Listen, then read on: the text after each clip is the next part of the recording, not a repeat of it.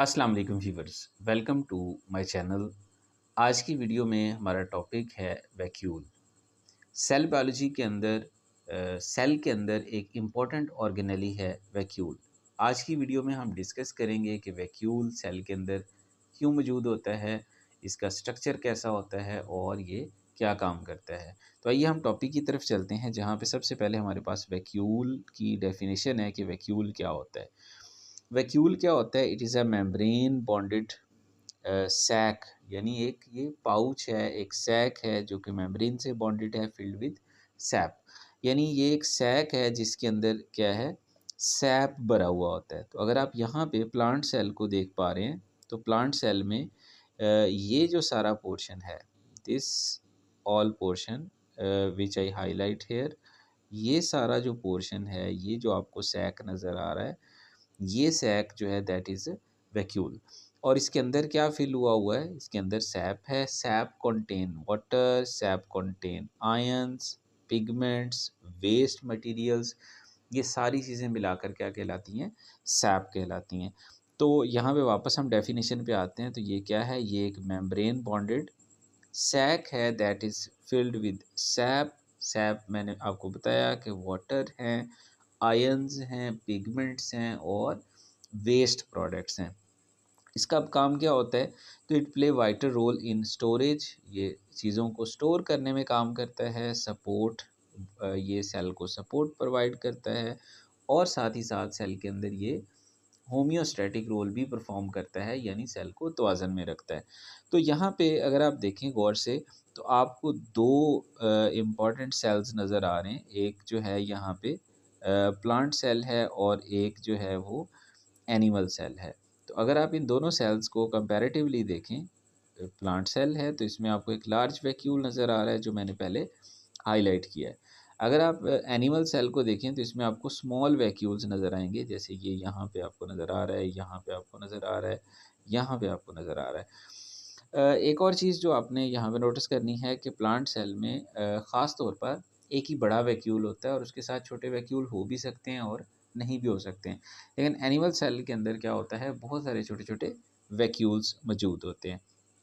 अब यहाँ पे प्लांट सेल के अंदर आते हैं तो वैक्यूल की जो मेम्ब्रेन होती है इसको टोनोप्लास्ट कहा जाता है। ये आपको आउटर जो ब्लू लाइन नज़र आ रही है, vacuolar membrane, the membrane that surrounds the vacuole is tonoplast. इसमें काफ़ी ज़्यादा इलास्टिसिटी होती है, काफ़ी ज़्यादा इसके अंदर स्ट्रेंथ होती है और ये वैक्यूल की शेप को और वैक्यूल को बहुत ज़्यादा ओवर एक्सटेंड होने के बाद टूटने से बचाती है। फिर अगर हम देखें तो यहाँ पे central vacuole, large fluid filled vacuole, fluid filled space that at the centre of the plant cell. लेकिन ये सेंटर में नहीं होता है, यानी ये आप कह लें कि बहुत बड़ा सारा है और इसने ऑर्गेनेलीज को एक तरफ जो है वो पुश किया हुआ होता है। मज़ीद अगर आप देखें तो यहाँ पे टर्गर प्रेशर, ये इसका एक इम्पॉर्टेंट फंक्शन है। तो cell sap push against the walls of the walls keeping the cell firm and plant cell upright. तो ये इसकी अंदर जो सैप होता है वो क्या करता है, वो वैक्यूल की वॉल के ऊपर एक प्रेशर एक्सर्ट करता है और इसको एक्सटेंड करके रखता है।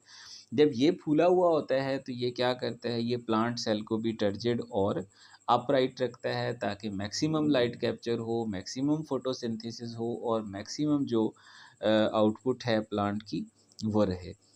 इसका एक और इम्पॉर्टेंट काम यहाँ पे लिखा है कि ऑस्मोटिक बैलेंस, ये क्या करता है, ये ऑस्मोटिक बैलेंस भी कायम करता है। जैसे बहुत सारी चीज़ें जो हैं वो सेल के अंदर से वाटर और साल्ट्स जो हैं वो ज़्यादा होते हैं तो वो चले जाते हैं वैक्यूल के अंदर, और कुछ वाटर साल्ट्स जो हैं वो वैक्यूल से बाहर आ जाते हैं सेल के अंदर।